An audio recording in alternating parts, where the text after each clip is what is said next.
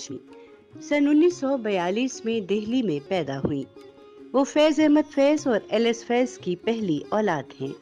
Queen میری school اور کنیڈ high school کے بعد لاہور کالج برائے خواتین میں تعلیم پائی۔ سن 1962 میں نیشنل کالج آف آرٹ سے گریجویشن کی۔ فنون عالیہ میں برطانیہ کی باتھ اکیڈمی آف آرٹ اور امریکہ میں roads island school of design سے اعلیٰ تعلیم حاصل کی۔ سلیمہ ہاشمی پاکستان میں جدید مصوروں کی پہلی نسل سے تعلق رکھتی ہیں۔ انہوں نے استاد فنون عالیہ کی نقاد، ماہر تعلیم، منتظم، اداکار، آرٹ کیوریٹر، ماہر نشریات، انسانی حقوق کی کارکن اور مصنفہ کی حیثیت سے نام پایا۔ سن 1966 میں معاشیات کے استاد اور اداکار شعیب ہاشمی سے شادی کی۔ سن 1970 میں نیشنل کالج آف آرٹس میں استاد مقرر ہوئیں، جہاں 1995 سے 1999 تک پرنسپل بھی رہیں۔ سن 2003 سے 2015 تک بیکن ہاؤس نیشنل یونیورسٹی میں school of visual arts and design کی سربراہ رہیں۔ Human rights commission of Pakistan کے پنجاب چیپٹر کی وائس چیئرمین منتخب ہوئیں۔ سن 1999 میں گراں قدر قومی خدمات کے سلسلے میں صدارتی تمغہ برائے حسن کارکردگی سے نوازا گیا۔ سن 2013 میں پنجاب کی نگران صوبائی وزیر بھی رہیں۔ آداب۔ پی ٹی وی نیوز کے پروگرام سادننگ میں آپ کا میزبان وجاہت مسعود آپ کی خدمت میں حاضر ہوں، اور آج ہم ملاقات کر رہے ہیں پاکستان کی معروف مصور، استاد، ماہر تعلیم، مصنفہ، منتظم، آرٹ کیوریٹر، انسانی حقوق کی کارکن محترمہ سلیمہ ہاشمی صاحبہ سے۔ مجھے اپنی تعلیم کے لیے ایک سوال آپ سے پوچھنا ہے۔ یہ جو ہم فرق دیکھتے تھے ملک کے دونوں حصوں میں، بھلے ایک ہی ملک تھا، لیکن تو میرے ذہن میں سوال پیدا ہوتا ہے کہ سیاسی شعور کی بہتری سے تخلیقی سرگرمی طاقت پاتی ہے، یا تخلیقی سرگرمی کی توانائی سے سیاسی شعور کو بڑھاوا ملتا ہے؟ دیکھیں، میرے خیال میں کہ سیاست ہر چیز پہ چھا جاتی، اور مطلب اگر آپ دیکھیں اس زمانے کی شاعری یا اس زمانے کی مصوری بھی، تو ایک بہت تشنگی تھی کہ بھی کسی نہ کسی طرح سے جو ہمیں محسوس ہو رہا تھا کہ دوریاں پیدا ہو رہی ہیں، کہ ان کو کس پیوند لگا دیں، کچھ کر دیں، آپس میں ہم جڑ جائیں۔ لیکن سیاسی حالات کچھ ایسے تھے، جو اتنی محرومیاں محسوس ہو رہی تھیں مشرقی پاکستان میں، کہ وہ کسی کی بس کی بات نہیں تھی۔ ہمارے شعیب اور ہم جب لندن میں تھے تو ہمارا ایک پورا بہت بڑا گروپ تھا، جس میں اسٹوڈنٹس بھی تھے اور دوست احباب بھی تھے۔ تو اس میں ظاہر ہے ان میں سے کچھ مشرقی پاکستان سے ان کا تعلق تھا، اور جب بات چیت ہوتی تھی تو ہمیں اس بات کا بہت احساس ہوتا تھا کہ اگر سیاسی حل نہ نکلا تو یہ بات بہت دور تک جائے گی، اور ویسا ہی ہوا۔ اور ان میں بہت سے ایسے لوگ تھے جو کہ کبھی بھی یہ نہیں چاہتے تھے کہ بھئی وہ یہ فاصلہ پیدا ہو جائے، اور انہوں نے میرے خیال میں کہ اتنے جتن کیے کہ بھئی سیاسی طور پہ سمجھوتے ہوں، اور یہ کوئی ضروری نہیں تھا کہ بھئی سینٹرلائزڈ اتھارٹیز جو ہیں وہ طے کریں قسمتوں کا حال۔ تو یہ ایسی چیزیں تھیں جن پہ آرٹسٹ، فنکار، اگر ان کی حکومتیں ہوتیں تو یہ تاریخ کچھ اور ہوتی۔ میں تو ہمیشہ کہتی ہوں کہ یہ حکومتیں جو ہیں وہ عورتوں، writers, poets, artist, musicians, film makers کو دے دیں، دیکھیں کیسے یہ ملک جو ہے پھلے پھولے گا۔ یہی بے بسی محسوس ہوتی ہے نا۔ سر، قلم، برش، وہ معاشی مفاد سے کیسے لڑیں؟ ہاں، وہ بدقسمتی سے ایک بالکل بہت بڑی پتھر کی دیوار کی طرح سامنے آتا. قصہ تب بھی وہی تھا اور قصہ آج بھی وہی ہے. بالکل. ایک میں سوال کرتا، وہ جو 70 کی دہائی کے شروع میں مزے مزے کا کام ہو رہا تھا کہ اکڑ بکڑ آ گیا، سچ سچ کپ آ گیا، ٹال مٹول آ گیا، یہ بلیلا میں آپ نے ایسی کیا بات کہہ دی تھی کہ آیا اور بین ہو گیا؟ نہیں دیکھیں، زمانہ بدل گیا تھا. بلیلا جو تھا وہ ضیاء الحق کے زمانے کی سوچ تھی، اور ہمیں تو کہا گیا تھا کہ جی آپ کی ضرورت نہیں ہے ٹی وی پہ، لیکن لوگوں کا اصرار تھا تو لہٰذا ارباب اختیار کو ہمیں دعوت دینی پڑی. اور بہت انہوں نے کہا جی کوئی سیاسی بات نہیں ہوگی، اور ہم نے کہا بالکل کوئی سیاسی بات نہیں ہوگی، ہم تو ہنسی مذاق والے لوگ ہیں، ہم کہاں کبھی کوئی سیاست کی بات کرتے ہیں. تو یہ موٹر کار تھی جو کہ میرے ایک اسٹوڈنٹ کے ماموں کی تھی، تو اس کا نام ہم نے بلیلا رکھ دیا. وہ اس لیے کیونکہ شعیب ہاشمی صاحب کے بھی چچا کی ایک گاڑی تھی جس گاڑی کا نام انہوں نے اپنی گرل فرینڈ کے نام پہ رکھا تھا، تو لہٰذا وہ پرانے زمانے کی بلیلا تھی، تو شعیب نے کہا اب ہم اس کا بھی بلیلا نام رکھیں گے. اور اس میں نئے لوگوں کو انٹروڈیوس کیا، آصف رضا میر کو، شہناز شیخ کو، اور بالکل ہمارا کوئی ارادہ نہیں تھا کہ ہم کوئی ایسی بات کریں. ہم نے 3 پروگرام چلے تھے، صرف 8 پروگرام ریکارڈ ہوئے تھے، اور تیسرے پروگرام تک ہمیں بہت لوگوں نے اپریشیٹ کیا جا رہا تھا. بالکل جی، شاباشیں ملی اور ارباب اختیار سے بھی ملی. اس کے بعد فوراً چوتھا جب چل رہا تھا تو وہ چلا ہی نہیں. تو ہم نے پوچھا بھئی کیا ہوا؟ کچھ ہم نے کہا، کچھ غلطی سرزد ہو گئی. تو انہوں نے کہا نہیں، دراصل آپ لوگ ہی غلط. تو اس کا تو ہمارے پاس کوئی جواب نہیں تھا. اگر ہم لوگ ہی غلط ہیں تو پھر تو ہم جو کچھ کریں گے تو غیر مناسب ہوگا. تھوڑا سا میرا تجربہ ہوا، اس سے میں بھی اسی نتیجے پہ پہنچا کہ فنکار تو اپنے فن کے ساتھ لڑ رہا ہوتا ہے. اس کے لیے تو یہی لڑائی وہ کسی حد تک جیت لے یا کم از کم اطمینان بخش ہو جائے تو وہی بڑی بات ہے. دوسری طرف بیٹھا ہے اس کو خوف آ رہا ہوتا ہے کہ جو آرٹ ہے اس کی کوئی بھی فارم ہوگی وہ ناانصافی کی گردن کاٹے گی. وہ چپتی ہے کہیں نہ کہیں جا کے جو ہے وہ ناہمواری کو وہاں سے جو ہے وہ مسئلہ کھڑا ہو جاتا ہے. فیض صاحب تو اپنے ضبط حال کے لیے جانے جاتے تھے، تو انہوں نے کہہ بھی دیا نا، میرے ضبط حال سے روٹ کے میرے غم گسار چلے گئے. بالکل. دادا فیروز الدین منصور کا مرثیہ تھا. آپ نے آرٹ میں زندگی گزاری، آرٹسٹ کو غصہ تو آتا ہے اور تکلیف بھی ہوتی ہے کہ بھئی یہ کیا ہو رہا ہے، یہ ایسے نہیں، ایسے ہونا چاہیے تھا، یہ زیادہ بہتر تھا. اب اس کو فن میں ڈھالنے کے لیے کس آزمائش سے، کس کروسیبل سے گزرنا پڑتا ہے؟ فرمائی. دیکھیں، میری دلچسپی صرف کام کرنے سے نہیں تھی، میری دلچسپی مصوری کی تاریخ سے بھی تھی، اور خاص طور پہ اس خطے میں. تو اور یہ ایسی چیز تھی جس کا مجھے شروع سے احساس تھا. انگلستان میں میرے ایک استاد تھے ہاورڈ ہاجکن، جن کو جو کہ سب سے پہلے اس زمانے کے سب سے پہلے کلیکٹر تھے انڈین منیچرز کے، اور ان کی بہت عمدہ کلیکشن بھی تھی، انہوں نے نمائش بھی کی. تو کبھی کبھی ان سے جو گپ شپ لگتی تھی تو وہ کہتے تھے دیکھیں آپ لوگوں کا جو ایک خاص قسم کا استھیٹک ہے وہ کلونیل زمانے میں گم ہو گیا، اور میرے خیال میں اس کو دوبارہ سے اس کے بارے میں سوچنے کی ضرورت ہے، ریسٹور کرنے.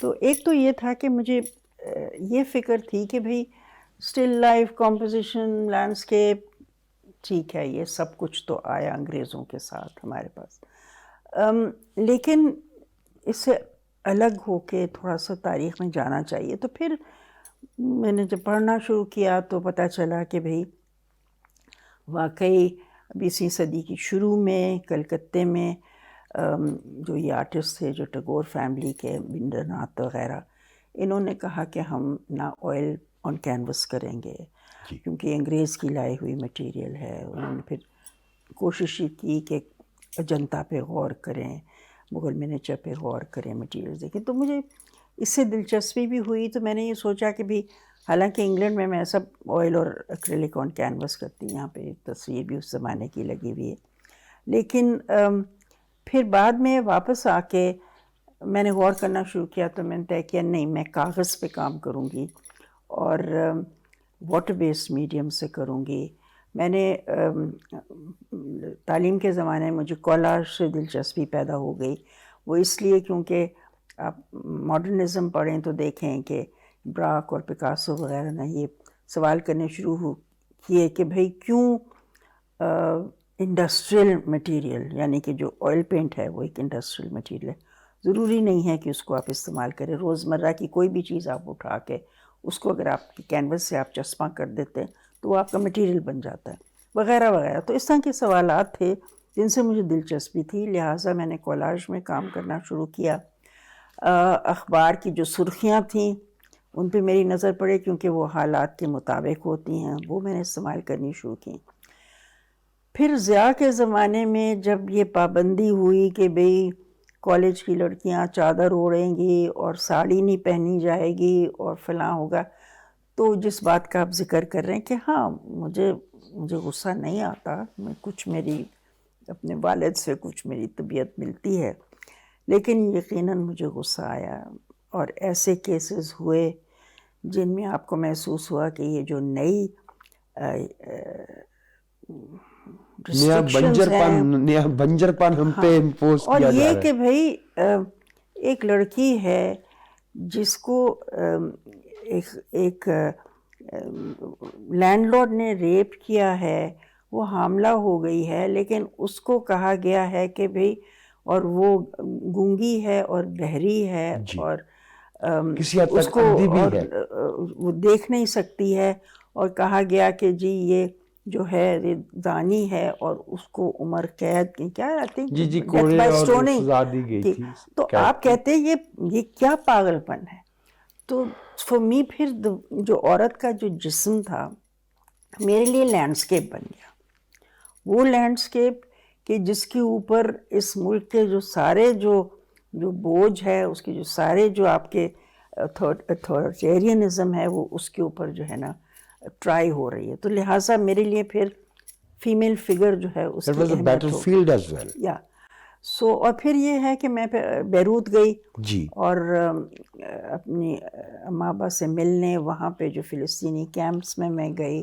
بعد میں شاتلہ اور ساورا کا جو 81 میسیکر 82 ہوا والا تھا قصہ ہوا. اور وہ جی خونریزی جو ہوئی تھی، اس سب کا بھی اثر ہوا. تو میں اس سے بھی متاثر ہو کے میں نے کچھ تصویریں بنائی، لیکن وہ چھوٹی تھیں اور ہمیشہ اس میں کولاج میں استعمال کر رہی تھی. اور یہ بھی کہ صرف ایک میڈیم میں نہیں بلکہ مختلف میڈیمز میں ٹرائی کر رہی تھی. اور پھر میں نے غور کرنا شروع کیا on history of women's art. تو مجھے وہ دلچسپی ہو گئی کہ بھئی بہت ایک اچھا مضمون نکلا تھا اس زمانے میں. ایک خاتون ہیں لنڈا نوکلن، انہوں نے یہ سوال کیا تھا why have there been no great women artists, کہ بھی تاریخ میں کیوں گریٹ ویمن آرٹسٹ نہیں ہیں. تو طے یہ پایا کہ وہ ایسے تو ممکن نہیں ہے، لیکن یہ ہے کہ جس چیز کو ہم آرٹ کہتے ہیں وہ تاریخ دان جو تھے وہ ایک تو وہ مرد حضرات تھے، دوسرے وہ یورپین تھے. تو انہوں نے طے کیا کہ جب تک آپ اس طرح سے کام نہیں کرتے آپ گریٹ نہیں ہوں. اور میں نے واقعی غور کرنا شروع کیا کہ بھئی عورتوں کی جو تخلیقی عمل تھا وہ کیا تھا صدیوں سے. پتہ چلا کہ بھی ان کا تخلیقی عمل کچھ اور تھا. اگر میری دادی یا نانی یا فلاں وہ ایک کرتا کاٹتی ہے جو کہ ایک شاہکار ہے، وہ کیوں چغتائی سے کم ہے؟ یہ سارے سوالات تھے جو میرے ذہن میں تھے. تو ان کے حوالے سے پھر میرا بھی جو کام تھا، ایک تو یہ ہے کہ اس پہ شاعری کا بھی کچھ اثر تھا نیرودہ سے، فیض سے. تو میرے عنوان بدل گئے، میرے کام کرنے کا طریقہ بدل گیا، اور اس میں بالکل سیاسی عناصر تھے اس کے بغیر آرٹ کیسے ہوتا ہے؟ ہوتا ہی تو ان میں سے پھر مشکل تھا کہ بھی یہ تصویریں لگائی کہاں پہ جائیں، کیونکہ میں نیشنل گیلری میں تو کوئی نہیں لگ سکتی تھی، تو پھر گیلری شروع کر دی. صحیح. تو یہ روہتاس گیلری تھی، وہیں پہلے سے. پنڈی اسلام آباد میں تھی، پھر یہاں پہ بھی.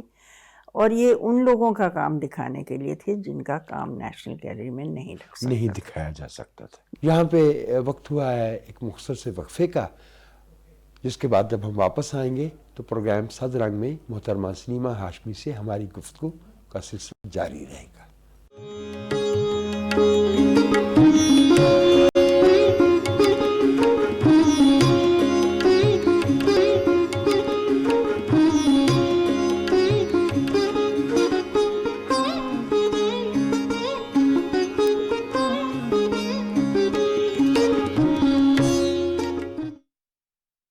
रॉयल वॉशिंग मशीन करे आपकी जिंदगी आसान. 3-वे वाटरफॉल से कम डिटर्जेंट में ज्यादा कपड़े. इसका मुनफरिद जेट स्ट्रीम करे कपड़ों की 3D रोटेशन वॉश. और रॉयल ड्रायर कपड़ों को करे इंस्टेंट ड्राई. रॉयल, साथ जिंदगी भर का. पैंथर टायर्स लेवल ही हो रहा है.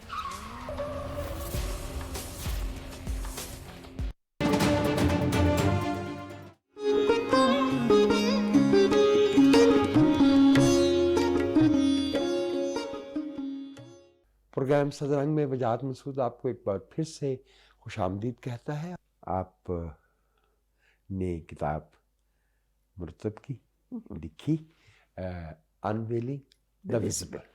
وہ پاکستان کی خواتین مصوروں کا کام مرتب کیا. اسی سے جو ہے آپ یعنی آپ آرٹ کی ہسٹورین بھی ہو گئی اور اپنے زاویے سے ہو گئی. اور یہی جو رو تھی یہ پھر آپ کو human rights commission of Pakistan تک لے کے آئی. میرے استاد افراد صاحب خٹک صاحب فرمایا کرتے تھے کہ بھائی یہ human rights commission of Pakistan یہ پناہ نہیں ہے، یہ مورچہ ہے. اور ثابت ہوا جہاں جہاں آرٹ ہوگا، جہاں انصاف کی بات ہو رہی ہوگی، وہ ہیومن رائٹس کمیشن ہو یا نیشنل کالج آف آرٹ ہو. ابھی آپ نے جو ذکر فرمایا وہی زمانہ ہے جب اقبال حسین کی پینٹنگز اٹھا کے فٹ پاتھ پہ رکھی گئی. کولن ڈیوڈ کے گھر پہ حملہ کیا گیا، اس سے بہت پہلے ساتھ کین پہ یہ ہے. اور آج کا زمانہ ہو تو عدیلہ سلیمان ہے. آرٹ جو ہے وہ آپ بند قلعے میں بیٹھ کے تو نہیں کر سکتے نا، وہ تو معاملات سامنے آئیں گے. Human rights commission of Pakistan میں تجربہ کیسا رہا؟ اتنا اس کا رینج ہے ایشوز کی اور انٹر ڈیپینڈنٹ ہیں سارے کے سارے، جو ہے وہ کہیں نہ کہیں جا کے مل جاتے ہیں. تو آپ کا وہاں پہ خاص موضوع جینڈر ڈسکریمنیشن ہی رہا یا بچوں کے اور دوسرے جو اتنے سارے پہلو تھے وہاں بھی گیا ہے؟ کیونکہ آپ میں بتا دوں دیکھنے والوں کو، محترمہ سلیمہ ہاشمی کئی برس تک human rights commission of Pakistan میں جس کا پنجاب چیپٹر ہے اس کی وائس چیئر پرسن ہوتا ہے وہاں پہ. تو سلیمہ بی بی جو ہے وہ وائس چیئر پرسن نہیں ہے پنجاب کی.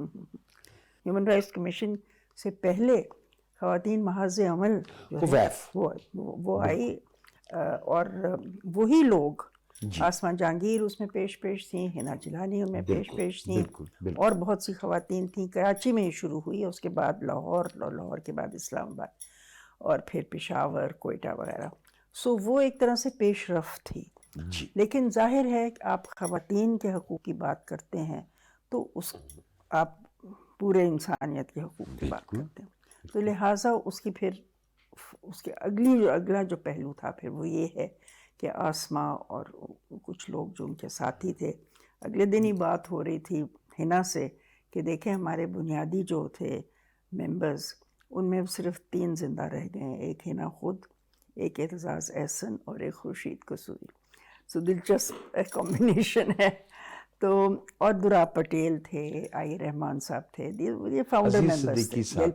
ایک پوری گیلیکسی تھی، پوری. اور میرے خیال میں کہ نثار عثمانی یہ سب لوگ تھے، لالا رخ تھیں، افراز صاحب خٹک تھے، طاہر محمد خان صاحب تھے، ہر جگہ سے لوگ بالکل بہت. اور وہ ان کے بارے میں جب ہم اب ٹیک اسٹاک میں ہم سوچتے ہیں کہ یہ اس زمانے کے سب سے زیادہ دلیر اور سوچنے والے لوگ اور جرأت مندانہ، اور پھر ان کا اکٹھا ہونا کوئی عجیب بات نہیں. میں چونکہ سرکاری نوکر تھی تو میں کونسل میں نہیں آ سکتی تھی، اور میرے ساتھ لیکن آسما کے ساتھ جلوسوں میں، جلسوں میں وغیرہ وغیرہ ساتھ ساتھ تھے ہم لوگ. پھر جب ایک دفعہ میں ریٹائر ہو گئی تو انہوں نے کہا اب تم آ جاؤ کونسل میں، اور اس طرح سے میں ممبر تو خیر میں پہلے سے تھی. جی ہاں، تو 86 87 سے ہی تھی، مجھے یاد ہے. تو میرے خیال میں کہ اگر آج کچھ اویئرنیس ہے، کچھ احساس ہے کہ بھی انسانی حقوق کی چیز ہوتی ہے پاکستان میں، تو اس میں کوئی شک نہیں کہ اس میں اس تنظیم کا بہت بڑا ہاتھ ہے. اور خاص طور پہ وہ طبقے یا وہ گروہ، آپ ہاری لے لیں سندھ میں یا بھٹا مزدور لے لیں، یہ وہ لوگ تھے جن کے بالکل کوئی حقوق نہیں تھے. جیلوں میں جو لوگ بالکل، رکھے گئے اور کس طرح فشرمین تھے ان کو. اور پھر یہ دیکھیں کہ جو فشرمین کو جو اب جیلوں میں پڑے ہوتے ہیں ان کا کیس لینا، یہ سب کام جو تھے ان کا جب بیڑا اٹھایا تو پتہ چلا کہ بھی یہ ایک مسئلہ نہیں ہے، بلکہ ایک مسئلے سے دوسرا جڑا ہے، دوسرے سے تیسرا جڑا. تو ہاں مجھے دلچسپی ہے خواتین کے حقوق میں، مجھے بچوں کے حقوق میں بہت گہری دلچسپی ہے، لیکن آپ باقی جو سب چیزیں ان کے ساتھ جڑی ہوئی ہوتی ہیں وہ ان سے آپ منہ نہیں موڑ سکتے. اور بطور ایک صرف مصور نہیں، بطور ایک استاد کے اگر آپ ان کے بارے میں گفتگو نہ کریں اپنے اسٹوڈنٹس کے ساتھ تو پھر آپ اپنی ذمہ داری پوری نہیں کر رہے. مجھے یاد ہے کہ ضیاء الحق کے زمانے میں مطلب بہت میں زیادہ نوجوان ایک استاد تھی، لیکن جب مجھے اس بات کا احساس ہوا کہ لاہور شہر میں ایک پبلک ہینگنگ ہو رہی ہے تو میں نے اپنی کلاس میں آ کے کہا کہ جو وہاں پہ ظاہر لڑکیاں تو نہیں جا سکتی تھی جی، مگر میں نے اپنے 2-3 اسٹوڈنٹس کو کہا کہ آپ کو وہاں پہ جانا چاہیے، اور وہ کافی حیران ہو گئے کہ میڈم کیا کہہ رہی. میں نے کہا کہ آپ کے ملک میں اس وقت اس شہر میں ایک کسی کا کوئی بھی جرم ہو، ایک پبلک ہینگنگ جو ہے وہ آپ ایک تمدنی طور پہ ایک سٹیپ نیچے آ رہے ہیں. So you have to be there. اور وہ گئے. اس واقعے کے بعد ان کا کام بھی بدل گیا، کیونکہ انہوں نے پھر وہ سائڈ دیکھی، وہ پہلو دیکھا، وہ بروٹیلٹی دیکھی جو کہ شاید جس سے وہ ایٹ لیسٹ فرسٹ ہینڈ واقف نہیں تھے. دونوں اسٹوڈنٹس بہت میرے ہونہار آرٹسٹ بھی بنے اور ٹیچرز بھی بنے. این سی اے میں پڑھایا انہوں نے ساری عمر، وہاں سے ریٹائر ہوئے. میرے خیال میں ایک استاد کی یہ بھی ذمہ داری ہوتی ہے کہ صرف آپ کسی کو ٹیکنیک یا میڈیم یا میٹیریل سے روشناس نہیں کر رہے ہو، تو آپ کو زندگی سے ان سے روشناس کرا رہے ہو. میرے استاد عارف خان صاحب فرمایا کرتے تھے کہ اگر استاد جو ہے وہ ریاضی پڑھائے یا جغرافیہ، اصل میں تو تمدن پڑھاتا ہے. ہاں بالکل صحیح. اور اگر اس کے سیاسی شعور نہیں دے رہا تو پھر وہ تو ایک بڑی مشین کے پرزے پیدا کر رہا ہے، بالکل وہ کرتا چلا جائے. اس زمانے میں 78 79 میں جو لوگ تعلیم پا رہے تھے، تھوڑا بعد میں نے جو میرے ہم عمر تھے، این سی اے بہت بڑی ایک جگہ بن گئی تھی مزاحمت کی. مصدق ساول وہاں سے تھے، صابر نظر تو آج تک جو ہے وہ پینٹ کر رہے ہیں، اور انگنت نام، کوئی شہباز خان ہے، کوئی فلاں ہے فلاں. تو ایسا نہیں ہے کہ لوگ سمجھتے ہیں کہ نیشنل کالج آف آرٹس کوئی ایلیٹسٹ جگہ رہی ہے. یہ ایلیٹسٹ جگہ نہیں رہی، یہ تو مٹی کے ساتھ مٹی ہونے کا کام ہے. بالکل. آپ کو آرٹ پڑھانے میں زیادہ لطف ہے یا آرٹ کی تخلیق میں؟ اگرچہ سوال مجھے پتہ ہے پیش پا افتادہ ہے. پڑھانے میں. اچھا، یہ کچھ دلچسپ جواب ہے، فرمائیے. میرے خیال میں کہ میں نے اپنا جو کام تھا اس کو کئی مرتبہ، اور بلکہ میں کہوں گی کہ سالوں سال اس کو جدا کر لیا اپنے سے. جب بہت بہت ضرورت محسوس ہوئی تو پھر میں نے دوبارہ سے، اور وہ بٹا ہوا ہے، میری پریکٹس جو ہے بٹی ہوئی ہے ان سالوں میں جب میں نے محسوس کیا کہ اب مجھے کام کرنا ہی کرنا ہے. لیکن اس سے زیادہ مجھے دلچسپی نوجوان نسل میں رہی ہے، کیونکہ میں یہ محسوس کرتی ہوں کہ خود اعتمادی پیدا کرنا جی آرٹسٹ میں ہوں یا کوئی بھی آپ کے شاگرد ہوں، اس کے لیے ضروری ہے کہ آپ ان پہ اپنا سکہ نہ جمائیں، بلکہ ان کو اس طرح سے ایک کانفیڈنس دیں کہ وہ خود سوال اٹھائیں اور اس کا جواب جو ہے وہ خود حاصل کریں۔ اور یہ آپ کو پتہ ہے کہ ہماری جو طرز تعلیم ہے یا ہماری تعلیمی پالیسیز کے بالکل برعکس ہے، کیونکہ ہر استاد جو ہوتا ہے وہ بن جاتا ہے بادشاہ، اور وہ کہتا ہے میں آپ کو بتاتا ہوں کس طرح سے کرنا ہے۔ تو میرا طریقہ جو ہے وہ ہمیشہ یہ رہا کہ اگر مجھ سے کوئی پوچھے کہ جی اس طرح سے کرنا ہے کہ اس طرح سے کرنا ہے، میں کہتی ہوں مجھے نہیں معلوم، اور یہ بہت میں ڈیلیبریٹلی کرتی تھی تاکہ وہ جھنجھلا کے اور کہیں کہ بھی اس استاد کو تو جواب ملتا نہیں تو ہم کو ڈھونڈتے ہیں، اور یہی میں نے کیا 40-50 سال۔ تو اگر میرے اسٹوڈنٹس میں کوئی ایسا اسٹوڈنٹ ہے جس نے نام پیدا کیا ہے، جو کہ آگے بڑھا ہے، تو وہ اس لیے ہے کہ صرف ان کو میں نے کبھی کبھار ان کے آنسو پوچھیں اور ان کو صرف ان میں یہ خود اعتمادی پیدا کی ہے کہ بھئی تم ہی ہو سب کچھ، اور میں تو صرف ساتھی ہوں کچھ دنوں کے لیے، باقی تمہاری راہ جو ہے وہ منفرد ہے، اسے خود ڈھونڈو۔ اور اس میں اپنے استاد شاکر علی کو اپنی اس پالیسی میں شامل کرتی ہوں، کیونکہ ایک دفعہ کسی نے پوچھا تھا شاکر علی سے کہ بھئی جی نہیں کچھ شاکر صاحب آپ کچھ بتائیں نا، کچھ نصیحت کریں ہمیں۔ تو انہوں نے کہا میں کبھی نصیحت نہیں کرتا، میں نے اپنے بابا کی نصیحت کبھی نہیں سنی، لہٰذا میرے خیال میں میرا بھی کچھ یہی طرز استاد تعلیم کا رہا۔ کام تو ایک جو ٹیسٹ ہے یا اس کا پیشن ہے اس کو اگنائٹ کرنا ہے، اس کے لیے وہ جو تختی پہ ہمیں نشان لگا کے دے دیے جاتے تھے وہ بنا کے تو نہیں دینا، پھر تو وہ ریپلیکا ہو جائے گا، پھر آرٹ آگے نہیں بڑھے گا۔ روہتاس 2 یہ کس مرحلے میں ہے اور اس سے جو نوجوان نسل ہے وہ کیسے مستفید ہو سکتی ہے؟ دیکھیں میرے خیال میں کہ ایک چیز کو شوکیس کرنے کی وجہ یہی ہوتی ہے کہ آپ چاہتے ہو کہ زیادہ سے زیادہ لوگ جو ہیں اس سے روشناس ہوں، دیکھ سکیں۔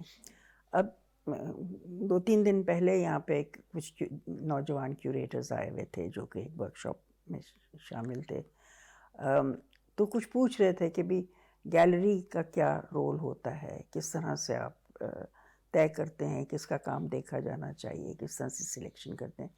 تو میں ان کو بتائی تھی کہ ہمارے یہاں تاریخ جو ہے گیلریز کی وہ ایک میو اسکول آف آرٹ کی ہوتی تھی، بعد میں پنجاب یونیورسٹی کی ہوتی تھی، پھر الحمرا آ گیا، پارٹیشن سے پہلے YMCA کا ہال ہوتا تھا، استعمال ہوتا تھا۔ اس کے بعد سے کس طرح سے کام دیکھا جائے، کیسے آپ طے کرتے ہیں کہ اگر آپ کے پاس سے گیلری ہے یا کوئی بھی اسپیس ہے، کس کا کام دیکھا جانا چاہیے اور کس کا نہیں دیکھا جانا چاہیے، یہ بات ہے نا۔ جب ہم نے روہتاس گیلری شروع کی تھی تو ضیاء کا زمانہ تھا، اور بہت ساری جس چیز کو ہم کہتے ہیں نا کہ ایسا کام جو کہ ناپسند کرتے اتھارٹیز، اس کو کبھی کوئی نہیں دیکھتا تھا۔ تو ہم نے کہا کہ اچھا جی ہم ایسی گیلری شروع کریں گے جس میں ہم کوئی کیلیگرافی نہیں رکھیں گے، ہم کوئی لینڈسکیپ نہیں رکھیں گے، کیونکہ یہ دونوں جو تھی دل عزیز تھی اس زمانے کی۔ They may have their own artistic value, but مگر ہماری گیلری کی پالیسی کچھ اور تھی، ہماری گیلری کی پالیسی کچھ اور تھی۔ یہ جب ہم نے طے کر لیا تو پھر ہم نے نوجوان لوگوں کا کام دیکھنا شروع کیا۔ لیکن ایک اور بات تھی کہ ہم نے دیکھا کہ بھی زبیدہ آغا نے بہت عرصے سے کوئی ایکزیبیشن نہیں کی، تو میں زبیدہ کے پاس گئی اور میں نے کہا کہ ہم چاہتے ہیں کہ آپ اپنا کام دکھائیں۔ تو کہنے لگی میں تو قسم کھائی ہوئی تھی کہ ضیاء الحق کے زمانے میں اپنا کام نہیں دکھاؤں گی۔ ایگزیکٹلی وہی بات یہودی جو وائلنسٹ تھے انہوں نے کہا کہ جب تک ناتسی رہیں گے میں تو نہیں کریں۔ ہاں تو اپنا میوزک نہیں دوں گا۔ لیکن ہم نے ان سے کہا کہ دیکھیں ایک پوری نسل آگے جن نے آپ کا کام نہیں دیکھا ہوا، تو تو یہ ان کے ساتھ جاتی، تو وہ مان گئی. انہوں نے کہا ٹھیک تمہاری گیلری کی میں پالیسی کے ساتھ اگری کرتی ہوں، میں آ رہی ہوں. اور انہوں نے اپنا، اور پھر ہم نے یہ بھی کہا کہ اس اتفاق سے اس وقت میرے والد شہر میں ہوں گے تو وہ اس کا افتتاح کریں گے. بالکل تیار ہوگی. سو یہ ایک چیز تھی کہ بھی آپ نوجوان نسل کو ایک ویلیو بھی دکھائیں کہ بھی یہ ہوتا ہے معیار، لیکن ساتھ ہی ساتھ یہ ہے کہ بھی جو آپ چاہتے ہیں کچھ رجحان کو زیادہ فروغ دینا، آپ وہ بھی کرتے ہیں. آئی تھنک یہ وقت طے کرتا ہے کہ کون جو ہے اس کا کام رہ جائے گا اور کون جو ہے وہ کہیں بالکل آپ نے ٹھیک فرمایا.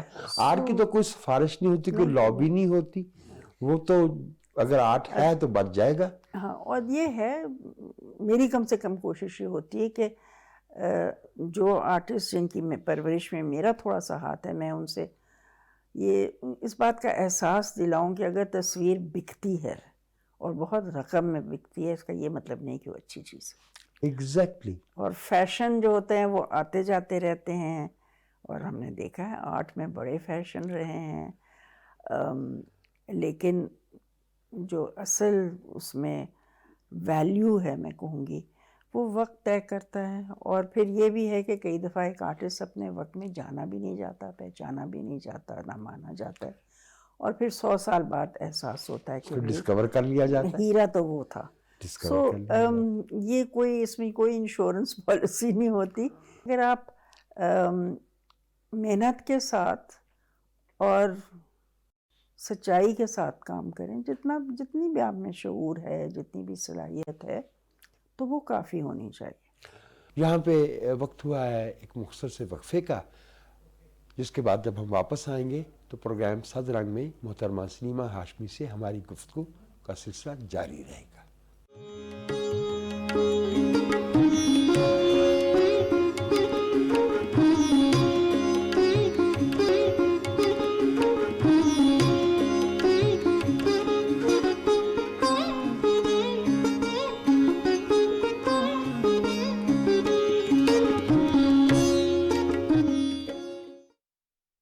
पावरफुल ड्यूरेबल मोटर से चाहे जितने ही कपड़े हों, ये चलती जाए और रॉयल ड्रायर कपड़ों को करे इंस्टेंट ड्राई. रॉयल, साथ जिंदगी भर का. Panther King 56 and King 56 Plus. It's all about the grip.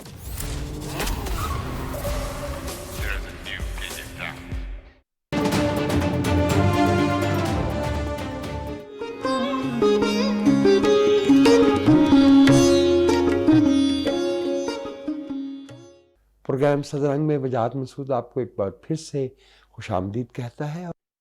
آپ کو 60 میں کے ابتدا میں بھی، دہائی کے پھر بعد میں بھی بہت سے ایسے ملکوں میں جانے کا موقع ملا جہاں آرٹسٹ یا تو اپنی بات کہنے سے رک گئے، جیسے زبیدہ آغا نے فیصلہ کر لیا تھا، یا وہ ان کا آرٹ جو ہے یا اس قوم کا اظہار جو ہے وہ وسپرز پہ آ گیا، یا لوگ بات کہنے سے پہلے یہ سوچتے ہیں کہ اس کے کانسیکوینسز کیا ہوں گے.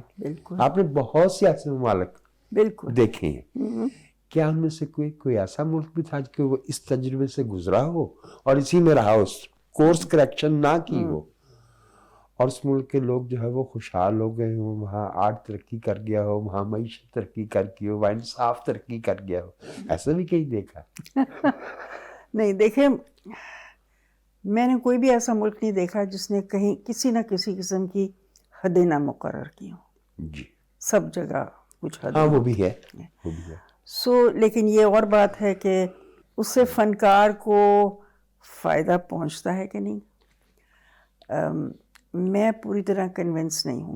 میرے خیال میں بہت سارے ایسے حالات ہوتے ہیں جس میں آپ کا خیال ہوتا ہے کہ ناممکن ہے کہ کوئی آرٹسٹ جو ہے اپنا کام کرے، کر جاتے ہیں، اور لیکن وہی وہ جگہ ہوتی وہی سے جہاں پہ بہترین کام ہوتا ہے. آپ یقین مانیے اس وقت پاکستان میں اتنا اچھا کام ہو رہا ہے، اور مجھے حیرت ہوتی ہے. مجھے ہمیشہ استاد سلامت علی کی ایک بات یاد رہتی ہے، اور میں اکثر اس کا ذکر کرتی ہوں. جب عابدہ پروین نے نیا گانا شروع کیا تو لاہور PTV اسٹیشن میں انہوں نے استاد سلامت علی کو اپنے ان کی شاگرد ہو گئی تھی، وہاں پہ چھوٹی سی تقریب ہوئی تھی. تو میں نے استاد صاحب سے پوچھا، میں نے کہا کہ دیکھیں ان کے کوئی استاد نہیں ہیں تو یہ کہاں سے پیدا ہوئی ہیں؟ تو میں تو دیکھے کہتے ہیں بی بی کبھی کبھی صحرا میں بھی پھول کھلتے.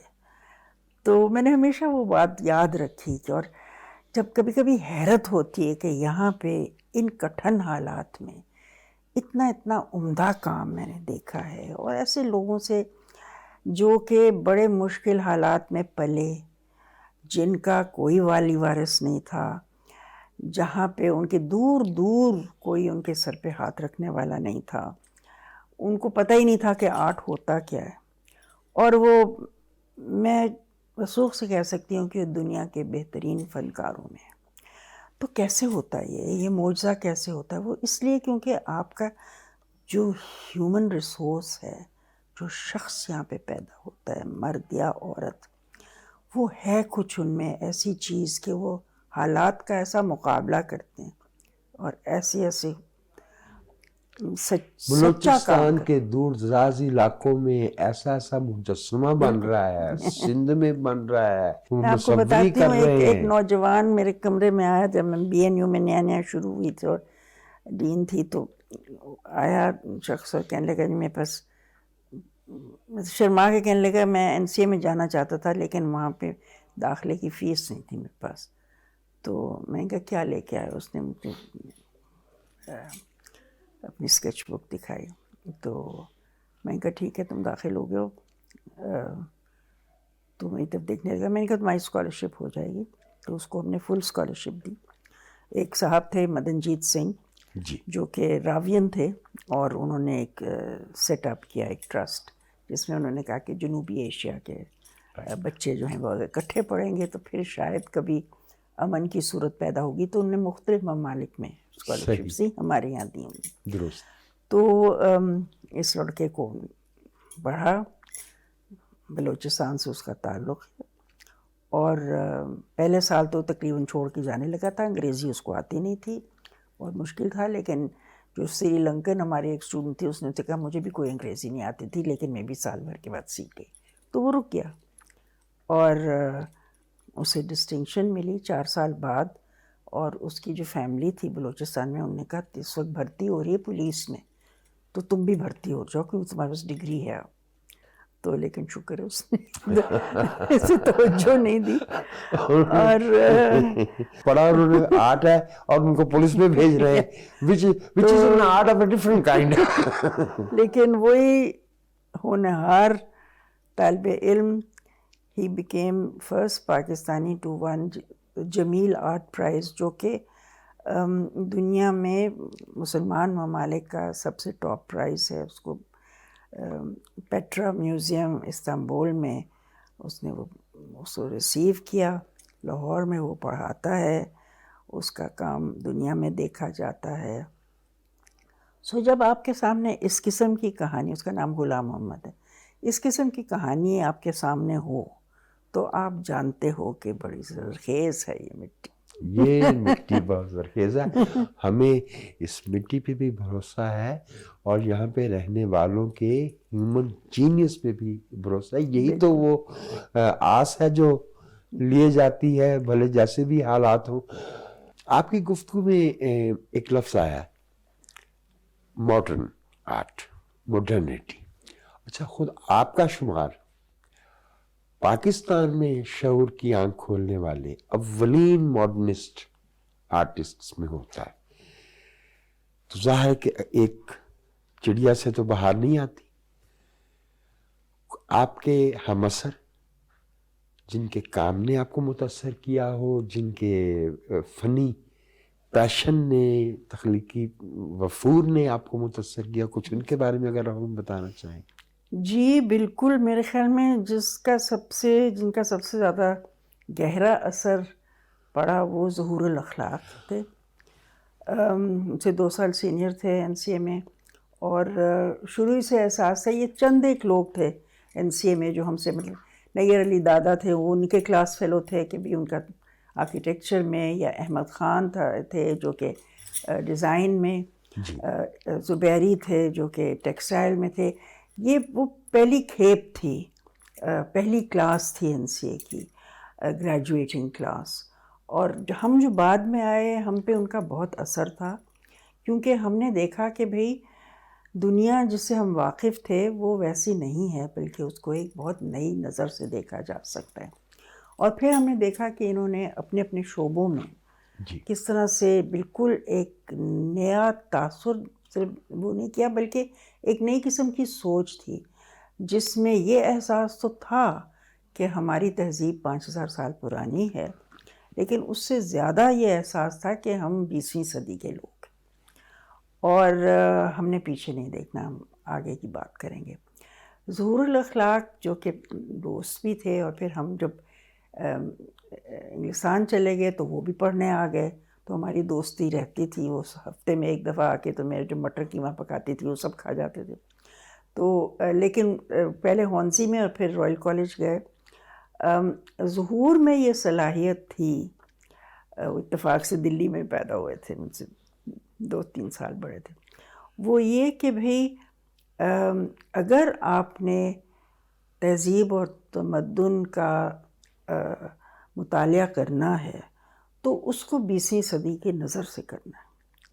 اور لہٰذا ان کی سوچ گہری بھی تھی، ان کا مطالعہ بھی بہت گہرا تھا.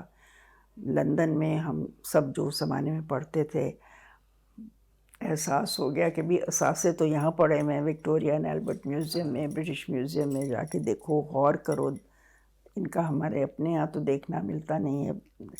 سو اس کے علاوہ وہ جو چیزیں ہوتی ہیں، موسیقی سے شوق، شاعری وائری، یہ سب چیزیں لٹریچر سے، ادب سے،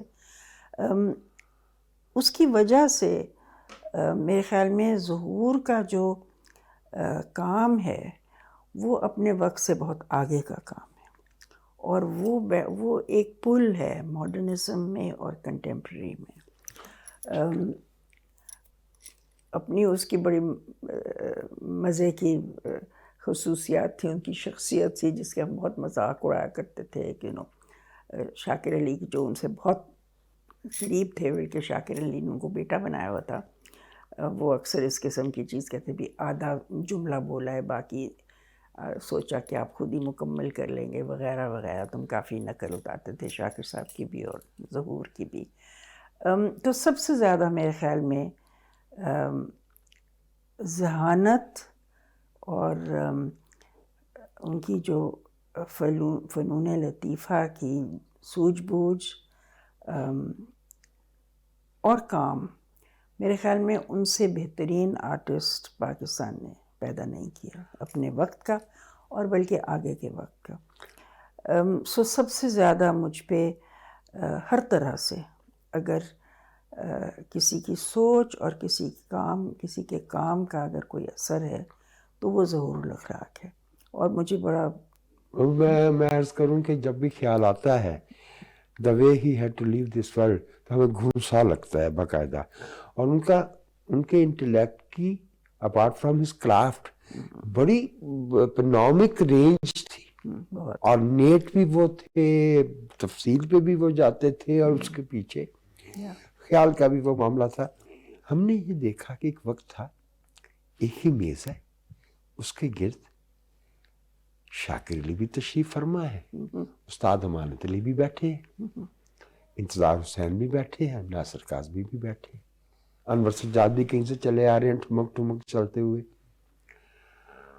یعنی اپنا اپنا فن ہے، لیکن بین الفنون جو انٹریکشن ہے، مجھے لگتا ہے کہ اس کے بغیر سوسائٹی میں آرٹ کی جو توانائی ہے وہ اپنا پوٹینشیل ریئلائز نہیں کر پاتی. یہی ہم 20s کے پیرس میں دیکھتے ہیں، یہ ہم لندن کے چائے خانوں میں دیکھتے ہیں یا دوسری جگہوں پہ.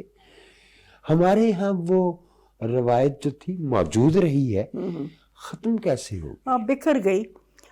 اس کی بہت سی وجوہات ہیں. ایک تو یہ دیکھیں ان سب چیزوں کے لیے آپ کو ایک جگہ چاہیے. کسی زمانے میں الحمرا ایسی جگہ ہوتی تھی جہاں کہ شام کے وقت، کم سے کم یہ میں نے دیکھا ہے اپنی زندگی میں، کہ شام کے وقت 8 اسٹوڈنٹس بھی ہوتے تھے وہاں پہ، شاکر صاحب بھی بیٹھے ہوتے تھے، وہ معین نجوی بھی ٹہلتے ہوئے آ گئے، فلاں بھی ہو گیا، وہاں پہ انور سجاد بھی بیٹھے ہوئے تو، اور وہاں پہ رائٹرز بھی ہوتے تھے، اور کبھی کبھی کانسرٹ ہو رہا ہے تو سب۔ وہ ایک وقت تھا جب ایسا ممکن تھا۔ میرے خیال میں کوشش کی تھی 70s میں کہ دوبارہ سے وہ ماحول پیدا ہو جائے، کیونکہ 71 ایک بہت بڑا دھچکا تھا، اور اس دھچکے کی وجہ سے بہت ساری چیزیں بکھر گئیں۔ ایک اور چیز جو ہوئی میرے خیال میں 70 میں، پھر بھی 73 74 تک آپ نے محسوس کیا، اس میں ایک تو ٹی وی کے آنے سے وہ جگہ بدل گئی، اور ٹی وی نے وہ جگہ لے لی جہاں پہ بہت سارے مختلف قسم کے اور اعلیٰ دماغ ہاں بالکل، بڑے اور بہت عمدہ تھا، مجھے یاد ہے ضیاء محی الدین کا پروگرام ہے وغیرہ وغیرہ، بہت مزے کی چیزیں ہوتی تھیں۔ پھر وہ جب ڈھلنا شروع ہوا اور ضیاء کا زمانہ آیا تو جان بوجھ کے یہ جو بیٹھکیں تھیں ان کو ختم کیا جائے۔ اب بھی میں ذرا سوچتی ہوں کہ جو گول باغ جو جگہ ہے جس کو ناصر باغ کہتے ہیں، وہ ایک بہت بڑی جگہ ہوتی تھی جہاں پہ سیاسی جلسے بھی ہوتے تھے، وہاں کبھی مشاعرے بھی ہوتے تھے، کبھی ڈیمونسٹریشنز بھی ہوتی تھیں۔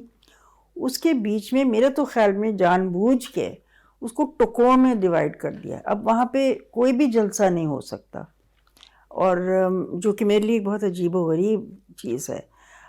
اسی طرح سے فلمیں ختم ہو گئیں، سینسر کر کے کہ بھی جب تک کہ ہیرو اور ہیروئن جو ہیں وہ اپنا نکاح نامہ سامنے نہیں رکھیں گے تو وہ ایک دوسرے کے قریب نہیں آ سکتے وغیرہ ڈوبتی ہوئی خاتون کو بھی دوپٹہ اس کا جو ہے وہ صحیح جگہ پہ ہونا چاہیے۔